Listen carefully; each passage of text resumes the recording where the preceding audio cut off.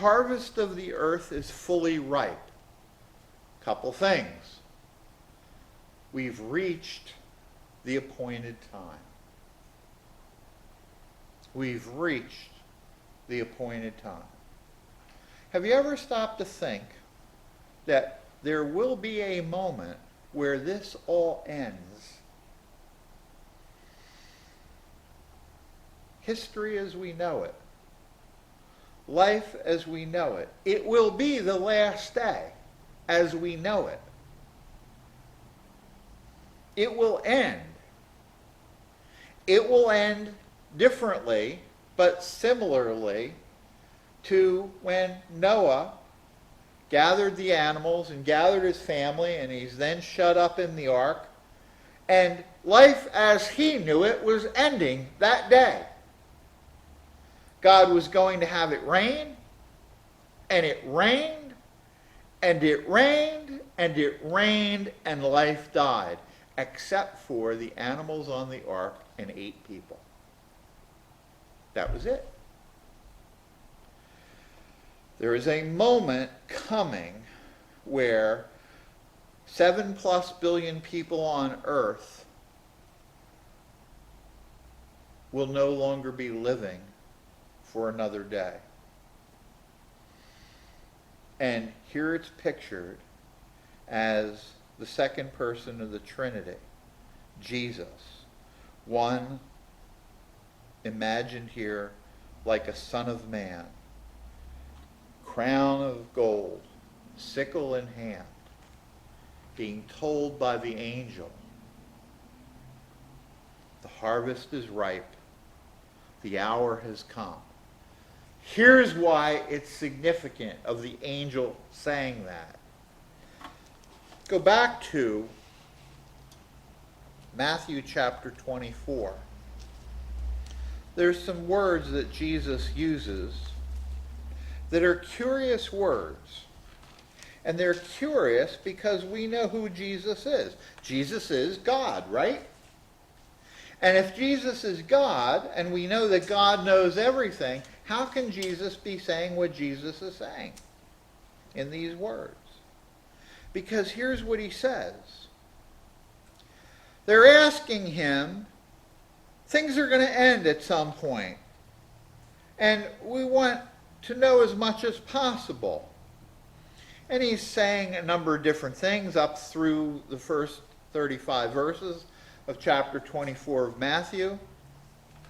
But then he says, beginning in verse 36, concerning that hour and day no one knows, not even the angels of heaven, nor the Son, but the Father only. Now, that's a curious phrase, isn't it? I mean, think about that for a moment. Jesus is God, and Jesus is being asked, when's it all going to come to an end? And he says, nobody knows. But not only nobody knows, the angels don't know, I don't even know. How come you don't know Jesus? Because Jesus, in limiting himself as the perfect God-man, doesn't know that day. Now, after he's glorified, does he know? I can only assume that he does, but it may not be, because he's told here, put in your sickle and reap, for the hour to reap has come, for the harvest of the earth is fully ripe. Or it may simply be that John is using some literary license to say, the judgment has come, the judgment is now being proclaimed by God. The hour is here.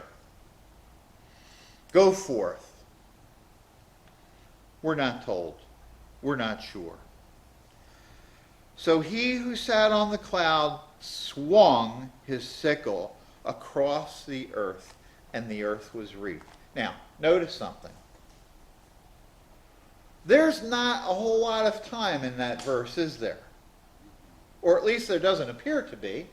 There might be. But my guess is this. I want you to think for a moment about God. And when God speaks, what happens? Things happen, don't they?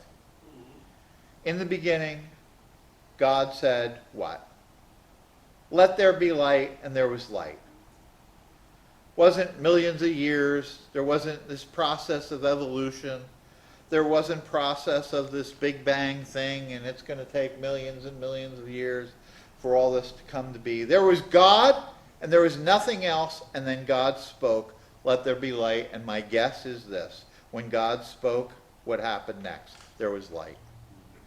How long did it take? Instantaneously. The image is the Son of Man, Jesus, is swinging a sickle in judgment and cutting down mankind. My guess is it's happening all at once. How many of you were J.R.R. Tolkien fans? The Ring trilogy. And in the original 3, the third one was The Return of the King. You remember that? There was a scene toward the end in The Return of the King when the who was the guy that was the king? It was his name Aragorn? It was Aragorn, I think. Okay. And he goes into this cave and he calls up the undead. And they form his army. And what happens? They go out and in an instant they destroy those who are coming after him. In an instant. I imagine it will be something like that. I imagine that when King Jesus swings his sword in judgment, judgment will happen instantaneously. It's not going to be days. It's not going to be weeks. We're not going to be watching it on CNN. There's not going to be updates like we've seen in battles in our lifetime. You know, they're not going to be flying sorties here and sorties there and dropping bombs here and there. This is the Son of God. And in one fell swoop, he's going to be swinging his sickle and crying out, enough. I'm done. I'm done. And quite frankly, I don't blame him. Some of the things that I've seen in the news lately have just made me sick. And I'm not going to recount them right now because they just have made me that sick in terms of some of the vile things happening in the name of science and medicine and experimentation, particularly on the unborn. And I said to my wife the other day,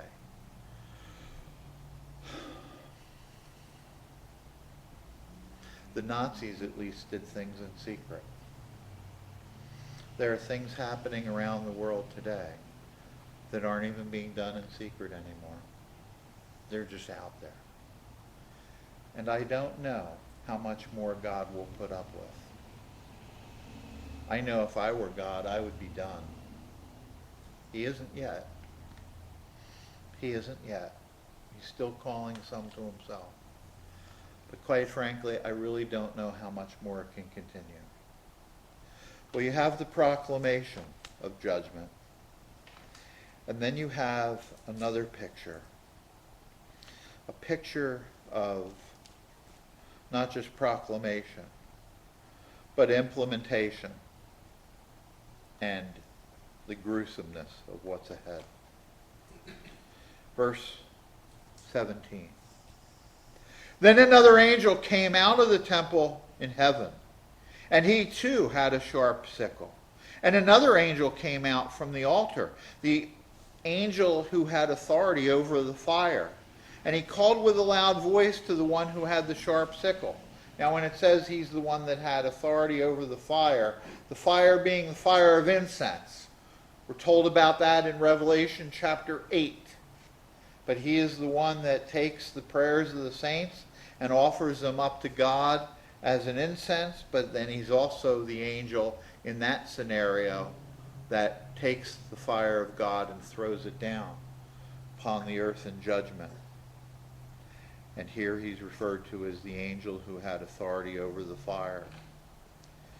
Put in your sickle and gather the clusters from the vines of the earth, for its grapes are ripe. Now, I want you to think for a moment what we're talking about here. Again, John is using language that is figurative. John is not talking about nice purple and nice green grapes. He's talking about the human race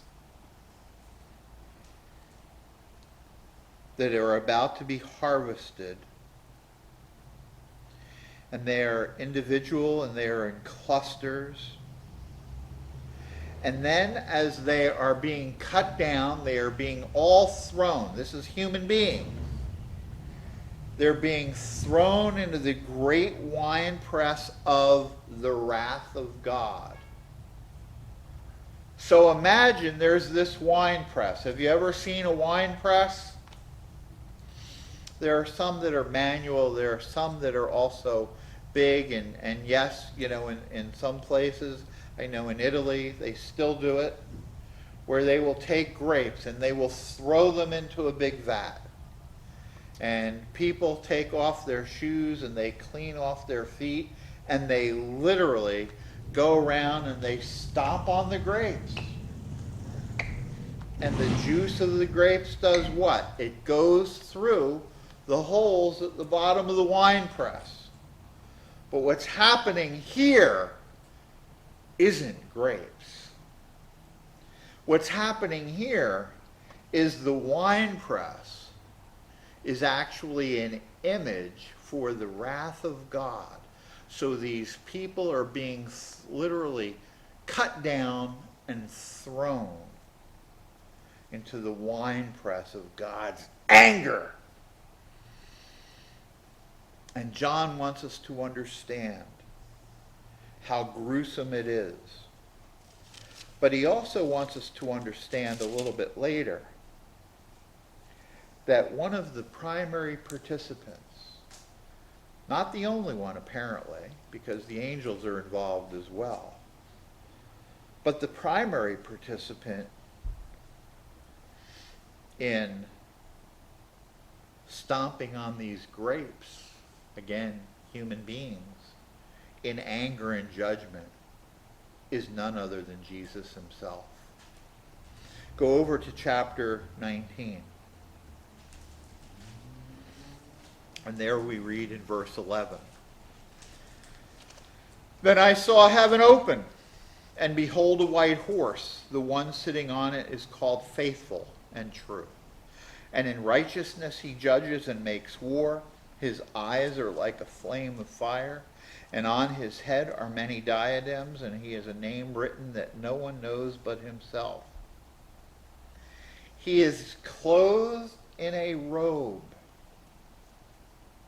dipped in blood, and the name by which he is called is the Word of God. And the armies of heaven, arrayed in fine linen, white and pure, are following him on white horses. From his mouth comes a sharp sword with which to strike down the nations, and he will rule them with a rod of iron.